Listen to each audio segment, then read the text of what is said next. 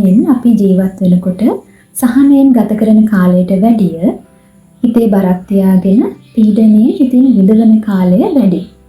විශේෂයෙන් සමහර කාලවලදී යම් යම් සිදුවීම් නිසා අපි ගොඩක් හිතින් විඳවනවා. අනාගතය ගැන තියෙන අවිනිශ්චිතතාවන්, සැක බය වගේම අතීතයේ දේවල් ගැන තියෙන පසුතැවිලි වීම, හිත රිදවීම වගේ දේවල් එකට එකතු වෙලා එන්න ගියාම අපේ ඔළුව 1000ක් සිතුවිලි වලින් පිරීලා යනවා. ඔළුව ඇතුලේ එකම යුද්ධයක් වගේ තමයි අපිට දැනෙන්නේ. ඉතින් මේ වගේ ඔළුවේ කලබලේ වැඩි වුණාම ඒක අපේ ඇඟටත් බලපානවා. අපිට හරියට කන්න බෑ, නිදා ගන්න බෑ, ජීවිතේ වදයක් වගේ දැනෙනවා. ඉතින් මේ නිසා අද අපි මේ හිත කියන්නේ මොන වගේ දෙයක්ද? හිතත් එක්ක ගනුදෙනු කරන්න පුළුවන් හොඳම විදිය මොකක්ද කියලා ටිකක් කතා කරමු. අපි මුලින්ම මේ හිත කියන්නේ මොන වගේ දෙයක්ද කියලා බලලා ඉමු. ඔයාලා දන්නවා අපේ හදවත, මොළය වගේ හිත කියලා අපිට පෙන්වන්න දෙයක් නැහැ. මොකද හිත කියන්නේ වේගයෙන් වැඩ කරන සිතුවිලි සමූහයක්. එක සිතුවිල්ලක් යනකොට තව එකක් එනවා.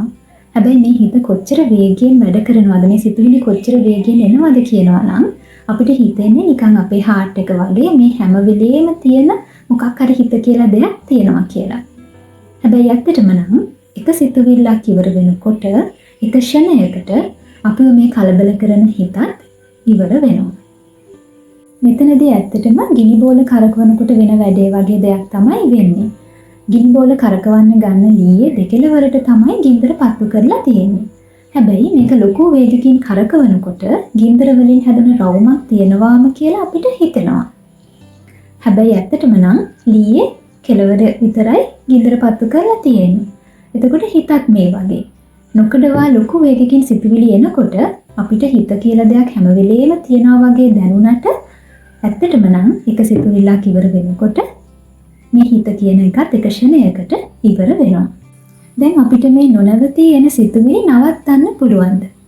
නවත්තන්න බෑ.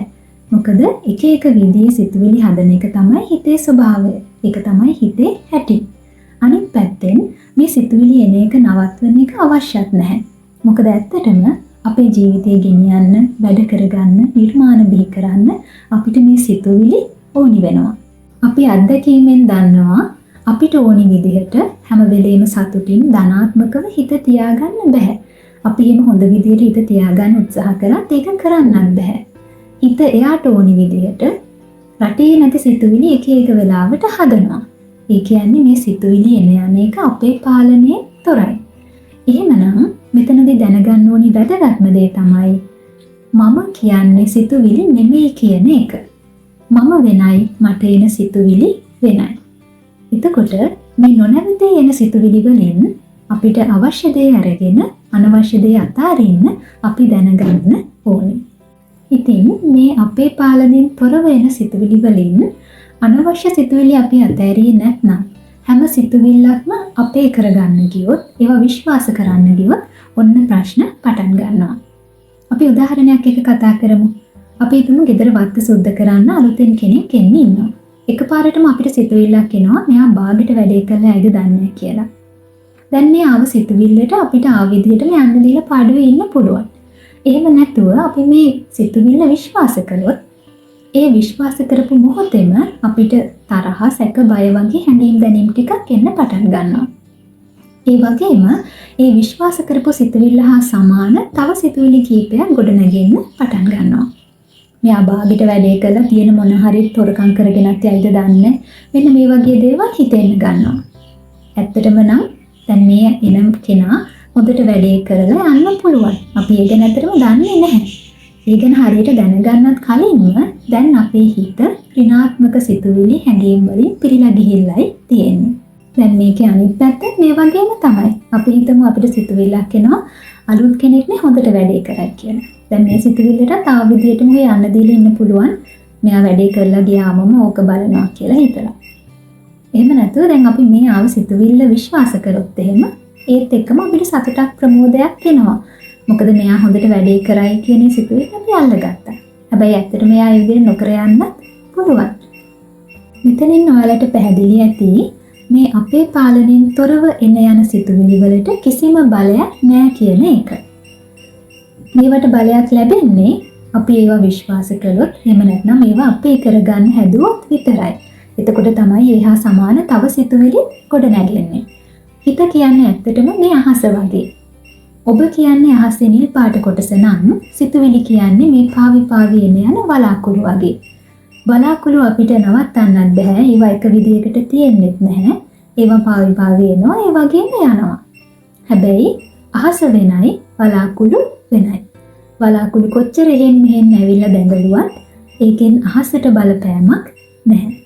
එහෙමනම් හොඳින් තේරුම් ගන්න අපේ පාලනයෙන් තොරව එක එක විදිහේ සිතුවිලි හදන එක තමයි හිතේ ස්වභාවය. මේ සිතුවිලි වලට කිසිම බලයක් නැහැ. අපි ඒ සිතුවිලි විශ්වාස කළොත් තමයි ඒවා පණ ගහලා එන්නේ. එතකොට මේ එන යන සිතුවිලි වලින් 90%ක්ම කිසිම පදනමක් නැති නිෂ්ඵල සිතුවිලි.